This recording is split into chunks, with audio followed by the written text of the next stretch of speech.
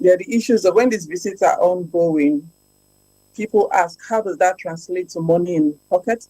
How does that translate to more children enrolled in school? How does that translate to macroeconomic indicators improving? And that's a very vital question to answer. And before I go on, I need to say that there's a time lag to investments. So assuming the investments are ready to be pumped into the economy right now, that time lag does exist.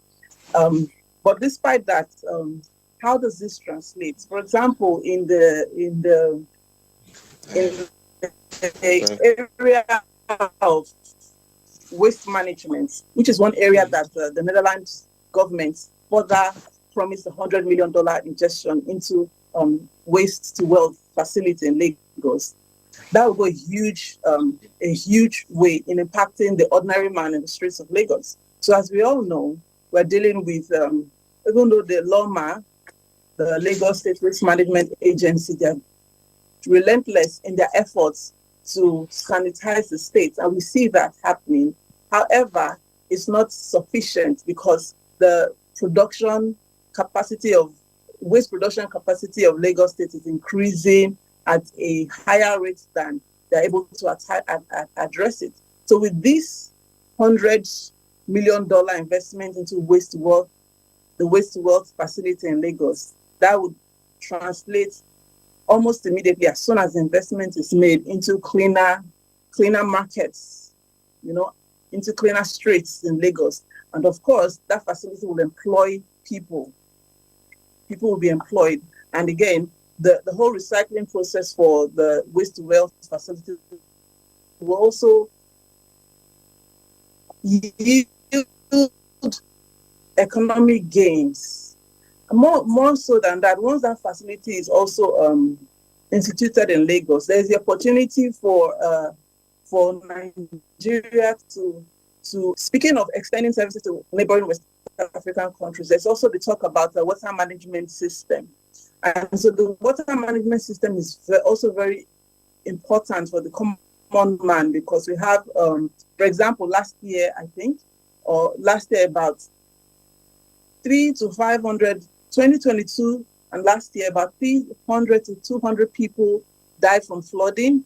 And so far, I think we have 1.4 million in recent times, about 1.4 million people displaced, 3 million people affected by flooding issues in Nigeria. So that waste management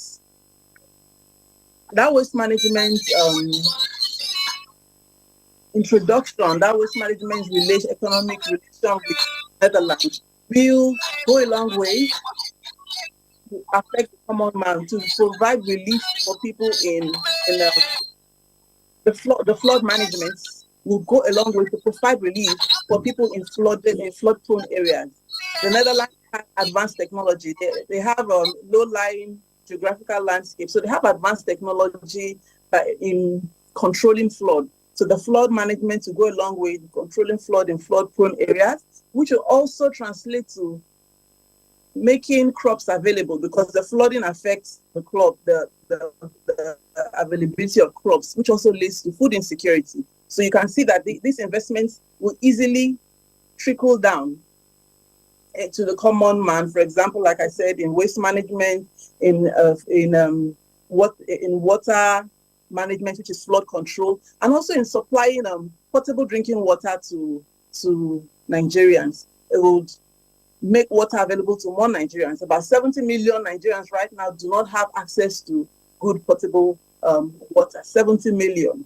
And so a collaboration, a partnership in water management, in providing, supplying potable drinking water, in learning the technology for waste management and learning the technology for flood control will also translate to benefits for the common man. It will also provide economic opportunities for Nigeria, because we can extend and expand the services to neighboring countries. For example, our neighbors, Niger, who are having a water crisis, we can extend the services to neighboring countries. So there are a myriad of ways that this relationship, am I there, please?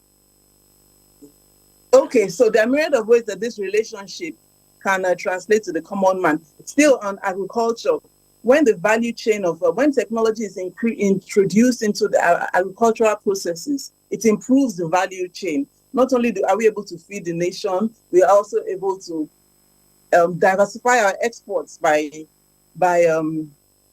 exporting our agricultural products. I know that the Netherlands has said that they will be the first off-takers of the projected and increased productivity of the livestock, the milk from the livestock.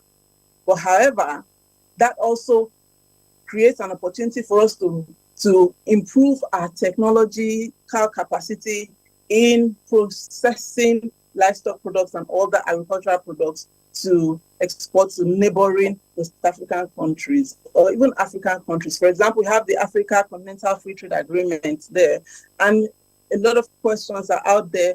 Okay, what are we going to export? What are we going to sell? The first thing is to diversify our economy, and this relationship is an important avenue for us to work towards that, assuming, of course, that we handle all our internal and our domestic issues, our macroeconomic issues, because when investors are coming into the country, they want to see what are the macroeconomic indicators, how are domestic investors, how are they faring? So while we are out there looking for foreign investments, what is the situation with our domestic investments? And I think that's another conversation altogether.